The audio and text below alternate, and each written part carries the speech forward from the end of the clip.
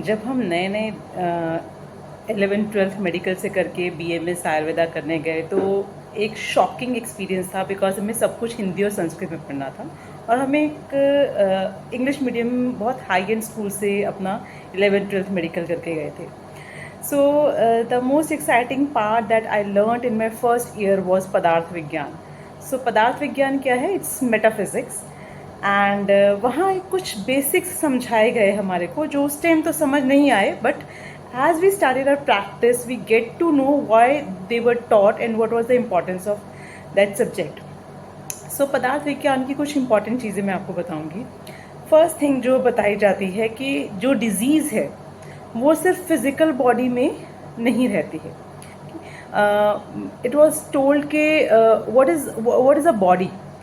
जो आजकल लगता है शायद धर्मशास्त्र का सब्जेक्ट है, बट ऐसा नहीं है. सभी धर्म पहले एक टीचिंग स्कूल रहे थे जहाँ ये फॉर्मल एजुकेशन जो कॉलोनियल एज में आई ये नहीं थी, और हर स्टूडेंट अपने अपने धर्म के हिसाब से वहाँ पढ़ने जाता था. एंड हर धार्मिक ग्रंथ में health, metaphysics, culinary skills and everything is mentioned in every religion. सो वापस आते हैं पदार्थ विज्ञान पे. तो पदार्थ विज्ञान में हमें ये सिखाया गया कि आपकी फिजिकल बॉडी है, आपकी मेंटल बॉडी है, आपकी एनर्जी बॉडी है, आपकी स्पिरिचुअल बॉडी है. So these are different kind of bodies that constitute to your body. तो कोई भी डिजीज़ सिर्फ फिजिकल बॉडी में नहीं रहती है, वो फिजिकल बॉडी में, मेंटल बॉडी में, इवन एनर्जी बॉडी में भी रहती है. एंड जब हमें ट्रीटमेंट करना है तो हमें सारे पर्सपेक्टिव सोच कर करना है. ये हमें बताया गया कि आज आप देखते हैं एंड इसका कोई भी एलोपैथिक साइंस में रिप्लाई नहीं है कि कोई बच्चा जब पैदा होता है, मान लीजिए उसके कोई जेनेटिक इश्यूज़ नहीं है, पेरेंट्स को कोई जेनेटिक प्रॉब्लम्स नहीं है, और उस बच्चे ने कुछ भी विरुद्ध आहार विहार नहीं किया, कुछ भी गलत लाइफस्टाइल नहीं किया, वो तो जस्ट अभी पैदा ही हुआ है, देन ऑल्सो कुछ बीमारियाँ लेकर पैदा होता है. ऐसा क्यों है?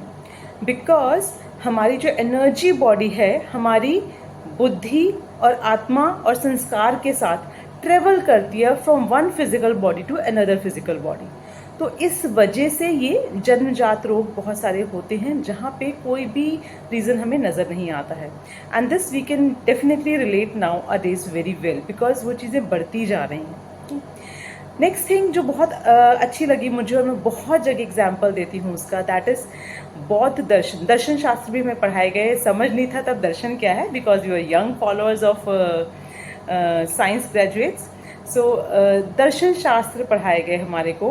एंड पहली बार मैंने साइकोलॉजी के कुछ सब्जेक्ट्स पढ़े तो उसमें एक बौद्ध दर्शनवाद था. बौद्ध दर्शनवाद क्या कहता है? क्षणभंगुरवाद. Every millisecond, your every cell, every tissue is dying and a new cell is being formed. यानी कि हर क्षण भंगुर मीन्स टूट रहा है आपका सेल और नया सेल बन रहा है. अगर ऐसा ही है तो एवरी फ्यू डेज आपकी कोई ऑर्गन न्यू बन जाती है. आपकी मीन्स उसमें सारे मेंशन किए थे, आई डोंट रिमेंबर कि लिवर कितने डेज में रीन्यू हो जाता है या किडनी कितने डेज में रीन्यू होता है. फिर ऐसा क्यों है कि बीमारियां जो है वो पूरी ज़िंदगी शरीर में रहती हैं?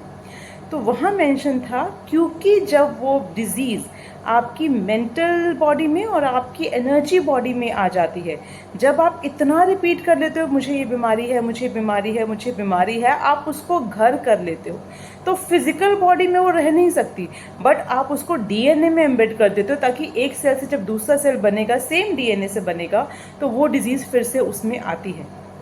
तो इस वजह से जो ये लाइफस्टाइल डिसऑर्डर्स वाला कल्चर चल रहा है अभी कि ये ठीक ही नहीं हो सकती, ऐसा नहीं है. They can be corrected and very easily corrected. आपको हर आयुर्वेदिक वैद्य कहता है जी आपका डायबिटीज़ ठीक हो जाएगा, आपकी ब्लॉकेजेस ठीक हो जाएंगी, आपका आर्थराइटिस ठीक हो जाएगा. बस हम विश्वास नहीं करते बिकॉज हमने अभी उस साइंस को इतना समझा ही नहीं. So this was my experience with the Padarth Vigyan subject, and now at this moment I really love that subject and I want to dive into deeper issues. Thank you.